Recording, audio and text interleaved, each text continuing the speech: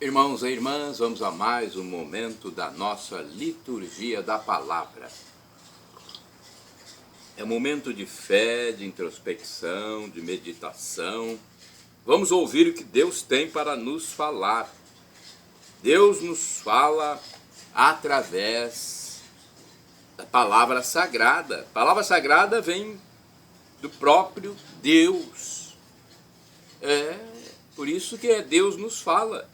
A Bíblia é inspirada por Deus, foi escrita por homens, mas é inspirada por Deus. Ou seja, as palavras são escritas pelo homem, mas o Espírito Santo de Deus deu a inspiração. Eu transmito sempre aqui nos meus endereços telemáticos, até de forma antecipada, a liturgia da Igreja Católica Apostólica Romana, que é a mesma no mundo inteiro. Neste vídeo temos a liturgia de 13 de maio de 2023, sábado, quinta semana da Páscoa. A cor dos paramentos litúrgicos é o branco, a cor branca. E no rito temos o ofício do dia, antífona da entrada. Sepultados com Cristo no batismo, fostes também ressuscitados com ele, porque crestes no poder de Deus, que o ressuscitou dos mortos. Aleluia! Carta de São Paulo aos Colossenses, capítulo 2, versículo 12, é de onde foi tirada essa parte que eu li aqui. Oração do dia. Deus eterno e todo-poderoso, vós nos fizestes participar de vossa própria vida pelo novo nascimento do batismo. Conduzia à plenitude da glória aqueles a quem concedestes pela justificação o dom da imortalidade. Por nosso Senhor Jesus Cristo, vosso Filho, na unidade do Espírito Santo. Vamos às leituras agora. Você acompanha sempre nos meus endereços telemáticos, Paulo Roberto Maciel. Leitura do livro dos Atos dos Apóstolos, escrito pelo médico e evangelista Lucas, capítulo 16, versículos do 1º ao 10º. Naquele dia Paulo foi para Derbe e Listra. Havia em Listra um discípulo chamado Timóteo, filho de uma judia, crente e de pai grego. Os irmãos de Listra e Icônio davam bom testemunho de Timóteo. Paulo quis então que Timóteo partisse com ele, tomou-o consigo e circuncidou-o por causa dos judeus que se encontravam nessas regiões, pois todos sabiam que o pai de Timóteo era grego. Percorrendo as cidades, Paulo e Timóteo transmitiam as decisões que os apóstolos e anciãos de Jerusalém haviam tomado e recomendavam que fossem observadas. As igrejas fortaleciam-se na fé e, de dia para dia, cresciam em número. Paulo e Timóteo atravessaram a Frígia e a região da Galácia, pois o Espírito Santo os proibira de pregar a palavra de Deus na Ásia. Chegando perto de Mísia, eles tentaram entrar na Bitínia, mas o Espírito de Jesus os impediu. Então atravessaram a Mísia e desceram para Troade. Durante a noite, Paulo teve uma visão. Na sua frente estava de pé um macedônio que lhe suplicava: venha Macedônia e ajuda-nos. Depois dessa visão, procuramos partir imediatamente para Macedônia, pois estávamos convencidos de que Deus acabava de nos chamar para pregar-lhes o Evangelho. Palavra do Senhor, graças a Deus. Salmo responsorial agora, Salmo 100, versículos 2º, 3º, 5º, refrão 2º-A. Aclamai o Senhor, ó terra inteira. Repitamos: aclamai o Senhor, ó terra inteira. Aclamai o Senhor, ó terra inteira. Servi ao Senhor com alegria, ide a ele cantando jubilosos. Aclamai o Senhor, ó terra inteira. Sabei que o Senhor, só ele é Deus. Ele mesmo nos fez e somos seus, nós somos seu povo e seu rebanho. Aclamai o Senhor, ó terra inteira. Sim, é bom o Senhor e nosso Deus, sua bondade perdura para sempre, seu amor é fiel eternamente. Aclamai o Senhor, ó terra inteira. Repitamos: aclamai o Senhor, ó terra inteira. Agora a aclamação ao Santo Evangelho. com um trecho da carta de São Paulo aos Colossenses, capítulo 3, versículo 1. Aleluia, aleluia, aleluia, aleluia. Se com Cristo ressurgistes, procurai o que é do alto, onde Cristo está sentado à direita de Deus Pai.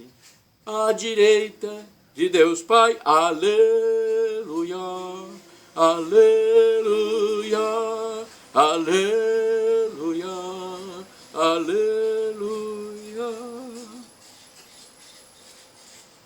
Evangelho de Jesus Cristo segundo São João, capítulo 15, versículos do 18 ao 21. O Senhor esteja convosco, Ele está no meio de nós. Proclamação do Evangelho de Jesus Cristo segundo São João. Glória a vós, Senhor. Pelo sinal da Santa Cruz, livra-nos Deus nosso Senhor dos nossos inimigos. Naquele tempo disse Jesus aos seus discípulos: se o mundo vos odeia, sabei que primeiro me odiou a mim. Se fosseis do mundo, o mundo gostaria daquilo que lhe pertence. Mas porque não sois do mundo, porque eu vos escolhi e apartei do mundo, o mundo por isso vos odeia.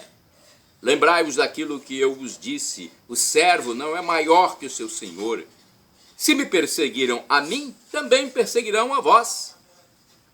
Se guardaram a minha palavra, também guardarão a vossa. Tudo isto eles farão contra vós, por causa do meu nome, porque não conhecem aquele que me enviou. Palavra da salvação, glória a vós, Senhor. Vamos agora à reflexão. É a liturgia comentada de Antônio Carlos Santini, liderança da comunidade católica Nova Aliança, e-mail santini@novaalianca.com.br. Também perseguirão a vós. É um trecho tirado de João 15, versículos de 18 a 21. Diz Antônio Carlos Santini em seu comentário: se nós fôssemos do mundo, garante-nos Jesus, seríamos certamente apreciados e valorizados. Quem vê televisão ou acompanha o noticiário esportivo pode confirmar isso. Dinheiro, fama e simpatia para os ídolos da tela e das arenas. Mas não somos do mundo, somos de Cristo. E Cristo foi odiado, incômodo, incapaz de pactuar com a mentira e o pecado, foi logo eliminado.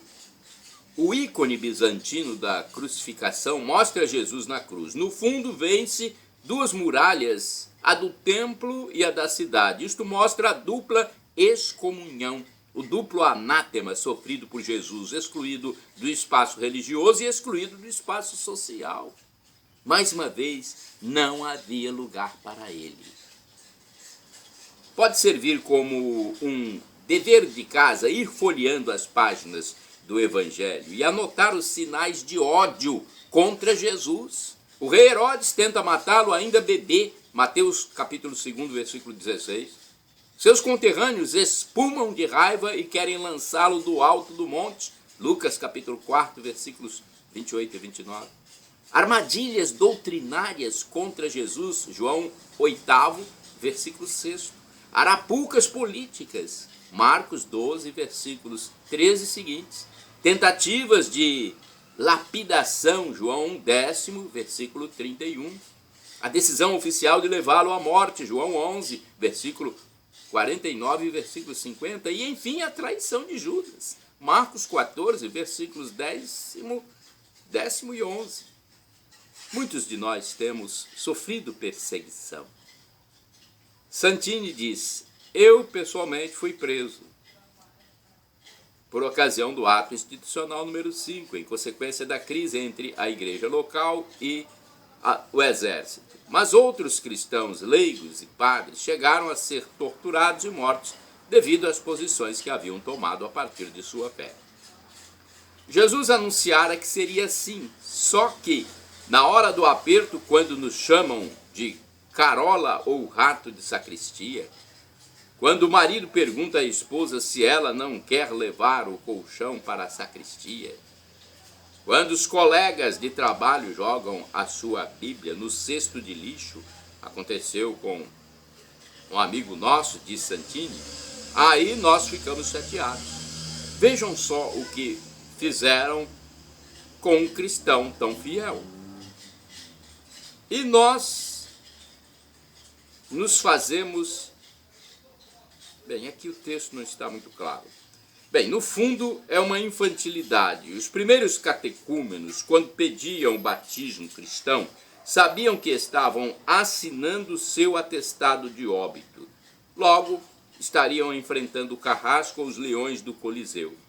Nós, pós-modernos, imaginamos que a certidão de batismo é a nossa inscrição para o Prêmio Nobel da Paz. Por isso, nunca estamos dispostos a sofrer as eventuais perseguições sem crises hepáticas. Jesus Cristo sofreu, sua mãe, Nossa Senhora das Dores, também sofreu. Por que nós não deveríamos sofrer? Irmãos e irmãs, orai sem cessar. Só em Deus repousa a minha alma. Salmo 62, versículo 2. Vamos aos santos do dia. Primeira pesquisa eu fiz no site do Vaticano. Santo André Humberto Fournet, presbítero, é santo do dia 13 de maio. André foi expulso da França durante o período da Revolução por rejeitar o juramento cismático. Ao retornar secretamente, quando a igreja estava novamente livre, fundou as Filhas da Cruz, uma congregação para a educação cristã das jovens, que o chamavam carinhosamente como Bom Pai. Santo André Humberto Fournet. Eu não conhecia a história dele, né? Presbítero. Rogai por nós. Vamos falar um pouco agora de Nossa Senhora de Fátima. 13 de maio é dia de Nossa Senhora de Fátima. Dia de Nossa Senhora de Fátima. A igreja celebra Nossa Senhora no dia 13 de maio por causa de suas aparições em 1917 em Fátima, Portugal. A Virgem Maria apareceu 6 vezes aos 3 pastorzinhos, Lúcia dos Santos, Francisco e Jacinta Marto, pedindo-lhes orações, penitência e conversão. Não tenham medo. Com estas palavras, a Virgem Maria dirigiu-se aos 3 pastorzinhos portugueses de Aljustrel, no dia 13 de maio de 1917. Na manhã de um esplêndido domingo, Lúcia dos Santos, de 10 anos de idade, e seus primos Jacinta e Francisco Marto, de 7 e 9 anos, participaram da Santa Missa na paróquia de Fátima e depois levaram suas ovelhas para pastar no declive da cova da Iria. Ao ouvir o toque dos sinos para o Ângelus, puseram-se a rezar o terço como faziam de costume. A seguir, enquanto brincavam, ficavam assombrados pelo aparecimento de um clarão improviso. Pensando que era um raio, com medo de um temporal, se apressaram para abrigar o rebanho. Mas logo depois foram surpreendidos por outro clarão sobre um carvalho, no qual viram uma senhora vestida de branco e radiante de luz, que lhes disse: vim pedir-lhes para que venham aqui todo dia 13 por 6 meses consecutivos nesta mesma hora. Dir-lhes-ei oportunamente quem eu sou e o que quero. A senhora tinha um vestido com bordados dourados, um cordão de ouro na cintura, um manto cândido e um terço de grãos brancos nas mãos. Enquanto Lúcia falava com ela, Jacinta escutava a conversa, mas Francisco não ouvia nada. Então Maria perguntou-lhes: vocês querem oferecer-se a Deus? Suportar todos os sofrimentos que ele lhes mandar como ato de reparação dos pecados pelos quais ele é ofendido e de súplica pela conversão dos pecadores? Lúcia respondeu que sim, queremos. No entanto, a Virgem lhes disse ainda: vocês deverão sofrer muito, mas a graça de Deus será o seu conforto. Lúcia intimou seus primos a não dizer nada a ninguém sobre o acontecimento, porque explicou, ninguém acreditaria. No entanto, Jacinta, temendo ser castigada por trazer as ovelhas de volta do pasto antes da hora, contou tudo à sua mãe, que naturalmente não acreditou. Lúcia, Francisco e Jacinta foram repreendidos e advertidos. Não obstante, a notícia começou a se espalhar. No dia 13 de junho, na hora do encontro, uma pequena multidão uniu-se às 3 crianças. A Virgem pediu a Lúcia para rezar muito, mas também para aprender a ler e a escrever a fim de poder transmitir as suas mensagens. Na terceira aparição, cerca de 2.000 pessoas se reuniram e deixaram suas ofertas em dinheiro na cova da Iria. Nossa Senhora renovou o convite aos 3 pastorzinhos para virem àquele mesmo lugar todo dia 13 do mês. E mostrando-lhes o inferno, exortou-os a rezar pela humanidade. Lúcia, Francisco e Jacinta receberam zombarias dos incrédulos. Até o pároco duvidou da veracidade das suas narrações. Por sua vez, também, o prefeito do município de Vila Nova de Ourém, ao qual pertencia Fátima, tentou dissuadi-los. No dia 13 de agosto não puderam comparecer na cova da Iria porque estavam presos. Mas a Virgem Maria apareceu-lhes improvisadamente no dia 19 de agosto, enquanto apacentavam o rebanho em Valinhos, pouco distante de Aljustrel. Lúcia aproveitou para perguntar-lhe o que devia fazer com as ofertas que os fiéis deixaram na cova da Iria. Então Maria lhe respondeu: mande construir uma capela precisamente ali. A aparição repetiu-se pontualmente também no dia 13 de setembro. Neste último encontro, Nossa Senhora prometeu realizar um prodígio para que todos acreditassem. No dia frio e cinzento de 13 de outubro, a chuva puniu 70.000 pessoas, entre as quais muitos jornalistas, fotógrafos e a imprensa internacional. Naquele dia, enquanto continuava a chover, a Virgem revelou a Lúcia, Francisco e Jacinta: eu sou Nossa Senhora do Rosário. E depois desta aparição realizou o milagre prometido, a dança do sol. O astro assumiu várias cores, pôde ser visto a olho nu e começou a girar em torno de si mesmo, parecendo aproximar-se da terra. Quando este acontecimento extraordinário cessou, as roupas das pessoas que antes estavam ensopadas se secaram. 13 anos depois, no dia 13 de outubro de 1930, as autoridades eclesiásticas declararam que as aparições eram dignas de fé e autorizaram o culto a Nossa Senhora de Fátima. Francisco faleceu no dia 4 de abril de 1919, Jacinta em 20 de fevereiro de 1920. Lúcia entrou para a comunidade das Irmãs de Santa Doroteia em 17 de junho de 1921. Após mais de 10 anos da emissão de seus votos perpétuos, decidiu ingressar para o Mosteiro Carmelita de Coimbra. Lúcia faleceu no dia 13 de fevereiro de 2005, aos 97 anos. Francisco e Jacinta foram beatificados no dia 13 de maio do ano 2000 por São João Paulo II e canonizados em 13 de maio de 2017 pelo Papa Francisco. Nossa Senhora de Fátima, rogai por nós. Bem, agora eu vou consultar também o site Revista Oeste para vermos alguns outros santos, porque os santos fazem parte da nossa vida. Eles estão aí como exemplos que devemos seguir. Por isso eu passo para vocês sempre alguma biografia, nem que seja mínima, daqueles que fizeram a vontade de Jesus aqui na terra, muitos dos quais foram martirizados. Vejamos outros santos, então, do dia 13 de maio.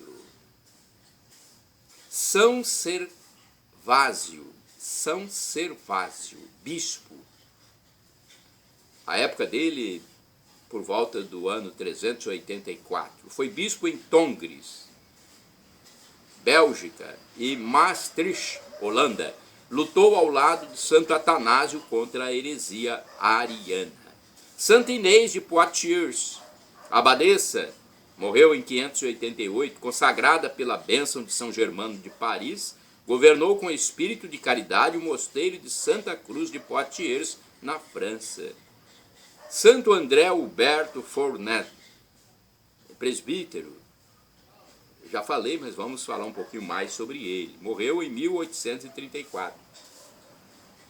Embora proscrito pelas autoridades civis durante a Revolução Francesa, continuou fortalecendo os fiéis na fé. Fundou, junto com Santa Isabel Biquier Desage, o Instituto das Filhas da Cruz. Beata Gema, virgem, morreu em 1465.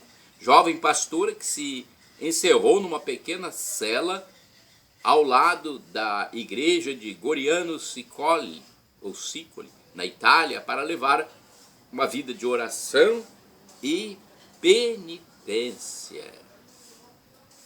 Tem outra beata, Madalena Albrici, abadesa, morreu em 1834, abadesa do mosteiro agostiniano de Brunati, Itália, incentivou em suas irmãs o desejo da perfeição. Olha aí, então, histórias de santos que fazem parte da nossa vida de católicos. Nós devemos nos espelhar neles. E nesta sexta-feira, então, sábado, né? Dia 13 de maio de 2023, no sábado, é uma memória facultativa de Nossa Senhora de Fátima. Em Portugal é festa. Dia da primeira aparição da Virgem Maria aos 3 pastorinhos, Lúcia, Jacinta e Francisco, em 1917, pedindo para rezar o terço todos os dias pela conversão dos pecadores e pela paz no mundo. Nossa Senhora de Fátima, então, rogai por nós. Eu rezo o terço todos os dias, meus irmãos, é uma graça. É algo que você pode pensar, uma recitação apenas. Não, não é só isso não. É a manutenção da fé. A partir daquele compromisso de rezar o texto todos os dias, você medita, contempla as palavras de Deus, o Evangelho, aquilo que Deus mandou que nós ficássemos atentos às suas palavras. Então, diariamente você está ali, mantendo-se, permanecendo na fé. É importantíssimo o terço. Eu falo como testemunha para vocês. Shalom Adonai é uma expressão hebraica que significa a paz de Deus. El Shaddai significa Deus onipotente, Deus todo-poderoso. Ele proverá, se for para o seu bem, aquilo que você está pedindo, suplicando, orando. Muitas vezes não é para o seu bem aquilo que você pede. São Tiago diz que às vezes a gente pede mal. Eu mesmo na minha vida já pedi coisas que não devia. Pedi e Deus não atendeu, e só mais tarde eu fui verificar que aquilo foi bom para mim. Foi bom Deus não ter atendido aquilo que eu pedi. Então a gente tem que procurar entender. O professor e escritor de mais de 100 livros da Igreja Católica, Felipe Aquino, diz que Deus pode nos dar uma das 3 respostas: sim, não ou espere. Vamos aguardar então a resposta do nosso Criador, o Criador do Universo. E agora, do aramaico dialeto de Jesus, eu clamo, Maranatá. Como católicos, nós falamos com a tônica na última sílaba. Significa, vinde, Senhor Jesus. Nossos irmãos separados, os evangélicos ou protestantes, colocam a tônica na penúltima sílaba, Maranata. Não importa a pronúncia, o significado é o mesmo. Vinde, Senhor Jesus, vem, Senhor. Um dia ele voltará, será a parousia, o juízo final, algo totalmente místico. Jesus voltando com seus anjos e santos para o juízo final. Não dá para nós, seres humanos, imaginarmos como será. É inefável. É inimaginável. Não haverá mais esse tempo, esse espaço como conhecemos aqui. Haverá novos céus e nova terra. Aqueles que tomarem posse da graça de Deus, que se humilhou por nós, ele se humanou, viveu, sofreu, morreu na cruz, venceu a morte, ressuscitando e subindo aos céus, está lá, ao lado do divino Pai Eterno, Jesus, homem e Deus, como nosso sumo sacerdote, nosso mediador junto ao Deus Altíssimo, ao Senhor dos Exércitos.